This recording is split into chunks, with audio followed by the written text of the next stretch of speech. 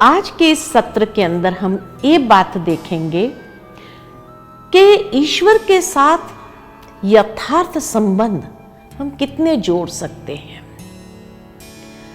भक्ति में हमेशा हमने एक प्रार्थना गाई है, त्वमेव माताश्च पिता त्वमेव, त्वमेव बंधुश्च सखा त्वमेव, त्वमेव विद्या द्रविणं त्वमेव, त्वमेव सर्वं मम देव देव। ये सर्व संबंध हम उस परमेश्वर के साथ जोड़ सकते हैं। खाली माता पिता शिक्षक के रूप में नहीं, लेकिन हर प्रकार के संबंध हम ईश्वर के साथ बहुत सहजता से जोड़ सकते हैं और उसका अनुभव कर सकते हैं, उसके साथ का एहसास कर सकते हैं। यही राजयोग है कि जहां चलते फिरते उठते बैठते हम ईश्वर के साथ का अनुभव हर वक्त करते रहे। तो मनुष्य जीवन के अंदर मनुष्य के अति निकट के कितने संबंध हैं? देखा जाता कि हर मनुष्य के अति निकट के 6 संबंध हैं। सबसे पहला संबंध माता पिता और बच्चे का संबंध। दूसरा संबंध है कि जैसे ही बच्चा बड़ा हुआ, स्कूल जाने लगा, तो टीचर और स्टूडेंट का संबंध। तीसरा संबंध है कि जैसे जैसे वो आगे बढ़ता जाता है, गुरु करता है, तो गुरु और शिष्य का संबंध। ये 3 संबंध ऐसे हैं जहां से हम सिर्फ प्राप्त करते हैं। जिन तीनों का ऋण चुकाना बहुत कठिन है, या जितना भी हम करें कम ही है। न माता पिता का ऋण चुका सकते हैं, न टीचर का ऋण चुका सकते हैं, न गुरु का ऋण चुका सकते हैं। परंतु चौथा संबंध ऐसा है जहां गिव एंड टेक है, एक तरफी गाड़ी नहीं चलती है, और वो है दोस्त का संबंध, मित्र का, बंधु का संबंध। एक व्यक्ति ही अगर करता रहे, दूसरा कुछ न करे, तो मित्रता समाप्त हो जाती है। मित्रता भाव में दोस्ती उसको कहते हैं जहां कभी कुछ हमने किया, कभी उन्होंने किया, तो उसके आधार से दोस्ती चल सकती।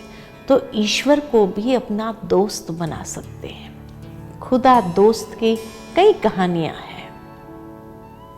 5वां संबंध जो है, जिसमें भी गिव एंड टेक है, वो है साथी का संबंध, प्रियतम का संबंध, कि जहां ईश्वर को हम प्रियतम भी बना सकते हैं। अपना सब कुछ उसको समर्पण कर सकते हैं। और 6ठा संबंध है जिसमें देना ही देना है, लेने की भावना अपेक्षा नहीं रखी जाती है। उसमें है जहां खुद माता पिता है और आपके बच्चे हैं। पहले संबंध में खुद बच्चे हैं, आपके माता पिता हैं जिनसे लेते जाते हैं, और 6ठे संबंध में जहां खुद माता पिता हो जाते हैं और आपके बच्चे होते हैं। तो ईश्वर के साथ ये 6 संबंध हम सहजता से जोड़ सकते हैं।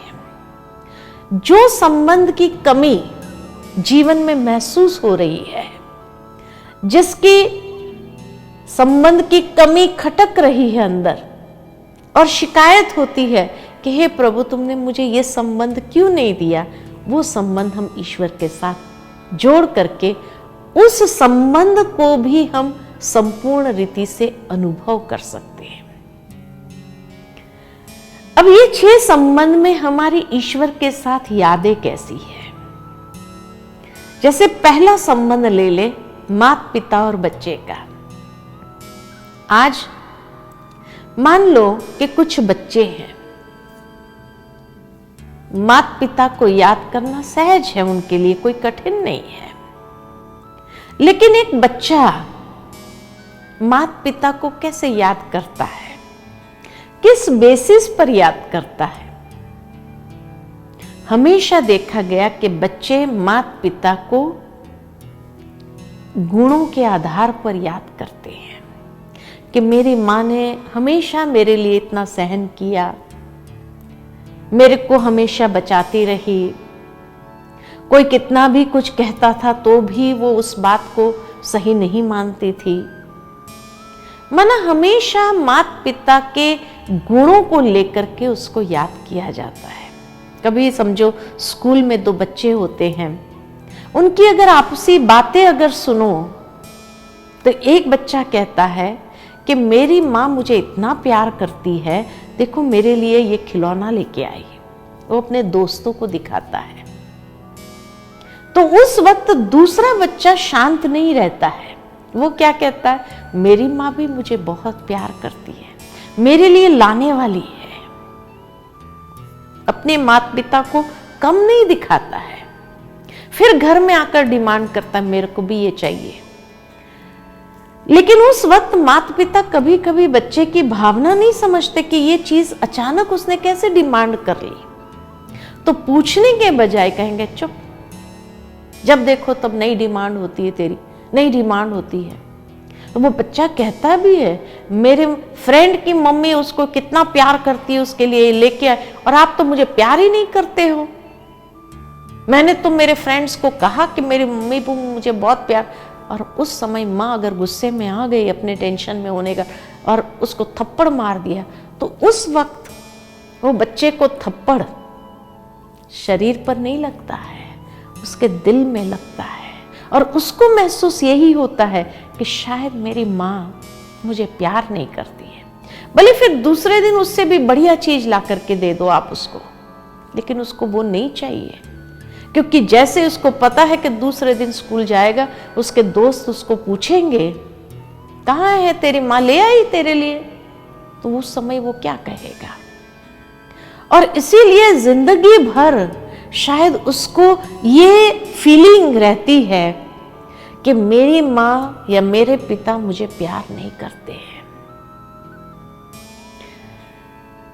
परमात्मा ऐसे माता पिता है जो गुणों में अनंत है, और उसके हर गुण को लेकर के हम उसको याद कर सकते हैं।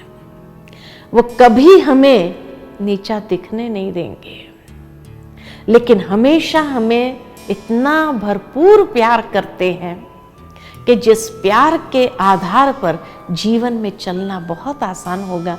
और ईश्वर का प्यार अनकंडीशनल है, बिना किसी अपेक्षा के। दुनियावी प्यार अपेक्षाओं के आधार पर होता है, लेकिन परमात्मा प्यार बिना अपेक्षा के है। मुझे बहुत सुंदर एक कहानी यहां याद आती है। एक बार एक व्यक्ति स्वप्न देखता है, और वो स्वप्न में अपनी जीवन यात्रा को देखता है, जैसे समुद्र किनारे किनारे चल रहा है। ध्यान से देखता है तो उसको कहीं कहीं 2 पैरों के निशान दिखाई देते, कहीं कहीं 4 पैरों के निशान दिखाई देते। और ध्यान से देखता है तो जब उसके सुख भरे दिन थे तब उसको 4 निशान दिखाई दिए, और जब उसके दुख भरे दिन, कष्टों भरे दिन थे, तब उसको सिर्फ 2 निशान दिखाई दिए। तो मन ही मन भगवान से बातें करता है कि हे प्रभु, मैं तो समझता था तुम हर वक्त मेरे साथ है, लेकिन आज क्या देखता हूं, मेरे सुख भरे दिन में तुम साथ साथ चलते रहे, ये 2 तेरे निशान, 2 मेरे निशान। लेकिन मेरे कष्टों भरे दिन में, दुख भरे दिन में, जब मुझे सबसे ज्यादा तेरी आवश्यकता थी, तब तुम मुझे छोड़ के कहां चले गए थे, ये सिर्फ 2 निशान क्यों दिखाई दे रहे। तो भगवान उसको जवाब देते हैं कि नहीं बेटा, तब भी मैं तेरे साथ ही था। तेरे सुख भरे दिन में तेरी अंगुली पकड़ के साथ साथ चलता रहा, लेकिन तेरे कष्टों भरे दिन में, तेरे दुख भरे दिन में तेरा कष्ट मुझसे भी सहा नहीं गया, तो मैंने तुझे अपनी बाहों में उठा लिया था, क्योंकि मैं तुम्हें चलने का कष्ट नहीं देना चाहता था। ये 2 निशान जो दिखाई देते ना, तेरे नहीं, ये मेरे हैं। ये है ईश्वर का प्यार। जीवन में जब भी हम मुड़ करके अगर देखें कि हमारे जीवन में भी जब भी दुख, दर्द, कष्ट आया तो उस कष्ट को पार करने की शक्ति, उस दुख दर्द को पार करने की शक्ति कहां से प्राप्त हो रही थी? जैसे अदृश्य रूप में ईश्वर से ही वो प्राप्त कर लेता है। मनुष्य बाद में जरूर ये महसूस करता, कहता भी है, ऐसा महसूस हुआ कि इतनी बड़ी परीक्षा थी मेरे लिए, लेकिन जैसे अदृश्य रूप में भगवान ने मुझे शक्ति दी और तभी मैं इस बड़ी परीक्षा को पार कर सका, नहीं तो शायद मैं अपनी शक्ति से तो नहीं कर सकता था। ये है उसके माता पिता का प्यार का प्रत्यक्ष स्वरूप, जो उस वक्त जैसे हमें अपनी बाहों में उठा लेते हैं, चलने का कष्ट भी नहीं देना चाहते हैं। दूसरा संबंध टीचर के साथ का। जब बच्चा बड़ा होने लगता है, स्कूल जाता है, स्कूल में उसका टीचर के साथ भी इतना घनिष्ठ संबंध हो जाता है, जो घर आता है तो अपने माता पिता को अपने टीचर की बातें सुनाता है। आज मेरे टीचर ने ऐसा किया, मेरे टीचर ने ये कहा, मेरे टीचर ऐसा कहते हैं, मैं अपने टीचर का फेवरेट स्टूडेंट हूं, वगैरह वगैरह। और कभी कभी माता पिता को टीचर की बात में कोई इंटरेस्ट नहीं होता है और वो उसको कहते हैं, बंद कर, ये सारा दिन टीचर की बातें लेकर के बैठता है, स्कूल की बातें लेकर के बैठता है, दूसरी कोई बातें करो। लेकिन उस बच्चे का टीचर से ऐसा प्यार है जो उसको लगता है कि मेरे माता पिता मेरे टीचर के लिए क्यों ऐसा कहते हैं कि उसकी बातें नहीं करूं मैं, तो धीरे धीरे उसका महत्व भी कम होने लगता है। और जिसका अगर टीचर के प्रति ही महत्व कम हो गया, वो बच्चा कभी पढ़ाई में आगे नहीं बढ़ सकता है। जिसका टीचर से प्यार होगा तो पढ़ाई में भी रुचि बनी रहेगी और वो जीवन में आगे बढ़ेगा। ठीक इसी तरह परमात्मा भी हमारा परम शिक्षक है और जीवन के विषय में वो हमें शिक्षा देते हैं प्रैक्टिकल परिस्थितियों के द्वारा। आप देखो, जीवन में जब भी कोई परीक्षा आती है, जब भी कोई परिस्थिति, समस्या आती है, हर समस्या को पार करने के बाद हम कुछ न कुछ सीखते हैं, कोई ना कोई लेसन प्राप्त करते हैं। तो ये परमात्मा परम शिक्षक बन करके जीवन में हमें अनुभवी बनाता है और अनुभवी बनाने के लिए वो प्रैक्टिकल परीक्षा को पार करते हैं, तब हम अनुभवी बनते हैं। क्योंकि हो सकता है जीवन में उससे भी बड़ी कठिनाई आगे आने वाली है, तो उसके लिए ये परम शिक्षक हमें प्रिपेयर करता है कि बड़े से बड़ी परीक्षा भी अगर आ जाए उसके बाद, तो हमारे अंदर इतनी शक्ति और क्षमता होती है जो पार करना आसान हो जाता है। जैसे एक शिष्य गुरु के सामने जब जाता है तो उसकी भावनाएं क्या होती है? भावना यही होती है कि कैसे भी करके गुरु का आशीर्वाद का हाथ मेरे सर पर हो, और उसके लिए वो इतने अच्छे कर्म करता है, इतनी अच्छी सेवा का कार्य करता है, जो सचमुच गुरु प्रसन्न होकर के उसके सिर पर आशीर्वाद का हाथ, वरदानों का हाथ रख देता है और वरदानों से ही उसकी जीवन पलने लगती है। ठीक इसी तरह परमात्मा परम सतगुरु है, तो उस परम सतगुरु के वरदानों को अनुभव करना हो तो जीवन के अंदर भी हम ऐसी सेवा भावना को अपनाएं, जो हमसे मिले ऐसी सेवा करें हम प्रैक्टिकल दुनिया के अंदर, कि वो सेवा करने से महसूस होगा हर घड़ी कि जैसे भगवान का भी वरदानों का हाथ मेरे सिर पर है। तो पात्र आत्मा वही है जिसका मन साफ है, स्वच्छ है और सेवा भावना से पूर्ण है, वो पात्र है। और ऐसी पात्र आत्मा के प्रति भगवान का भी आशीर्वाद का हाथ निरंतर रहता ही है। और उस आशीर्वाद से पलते हुए, वरदानों से जीवन अपनी जीते हुए ऐसा महसूस होगा जैसे हर पल ईश्वर के वरदानों से ही हम जीवन जी रहे हैं। चौथा संबंध जो कहा, खुदा दोस्त का संबंध। अब दोस्ती के अंदर जैसे कहा, एक तो गिव एंड टेक होता है, दूसरा कभी भी दोस्ती हमारी किससे बनती है। एक क्लास में 50 स्टूडेंट है, सबके साथ हमारी दोस्ती नहीं होती है, लेकिन जहां विचार मिलते हैं, आयु मिलती है, जहां कोई ना कोई प्रकार की आदतों की समानता होती है, तो जहां किसी भी प्रकार की समानता हो वहां दोस्ती होती है। तो ईश्वर के साथ हमारी कौन सी समानताएं हैं? सबसे पहले स्वरूप की समानता है, मैं भी ज्योति बिंदु स्वरूप, वो भी ज्योति बिंदु स्वरूप। दूसरी समानता है गुणों की समानता, मैं आत्मा पवित्र स्वरूप, शांत स्वरूप, आनंद स्वरूप, शक्ति स्वरूप, वो इन सभी गुणों के सागर है, तो नेचर एक जैसा है। और तीसरी समानता, जैसे अगर विदेश में कोई व्यक्ति रह रहा हो और उसको वहां अपने गांव का कोई व्यक्ति मिल जाए तो दोस्ती हो जाती, भाई हमारे गांव का है। ठीक इसी तरह परमात्मा का भी धाम परम धाम है, मेरा धाम भी परम धाम, तो एक ही गांव के हो गए। तो जहां स्वरूप की समानता है, नेचर की समानता है और स्थान की समानता है, एक ही स्थान के निवासी है हम। अब ये तीन समानता के आधार पर दोस्ती जुड़ सकती है कि नहीं जुड़ सकती है। और ईश्वर के साथ दोस्ती जोड़ने में बड़ा आनंद है कि जिसके साथ हम अपने हर मन की बात शेयर कर सकते हैं। दुनिया में ऐसा होता है कि दिल की बातें माता पिता को नहीं कह सकते हैं, टीचर को नहीं कह सकते हैं, गुरु को नहीं कह सकते, लेकिन एक दोस्त के सामने हर दिल की बात को खोल कर रख देते हैं, ट्रांसपेरेंट हो जाते हैं।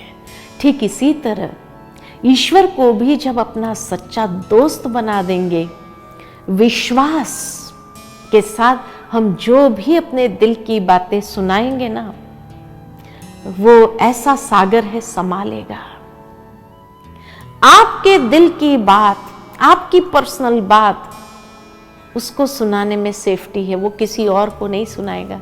दुनिया के कोई भी दोस्त को सुनाने में खतरा है कि आपके दिल की बात वो कहीं और भी बोल सकता है, लेकिन ईश्वर ऐसा दोस्त है जो कभी किसी को भी आपके दिल की बात नहीं सुनाएगा, इतना विश्वास पात्र है। दोस्ती जोड़ करके तो देखो, बहुत सुंदर अनुभव होगा। पांचवा संबंध, प्रियतम का संबंध। भगवान को अपना प्रियतम बना लेते हैं, जैसे मीराबाई ने बनाया, और उसके प्यार में इस तरह से हम अपने आप को समा लें तो कहा जाता है कि जहर का कटोरा भी अमृत बन जाएगा।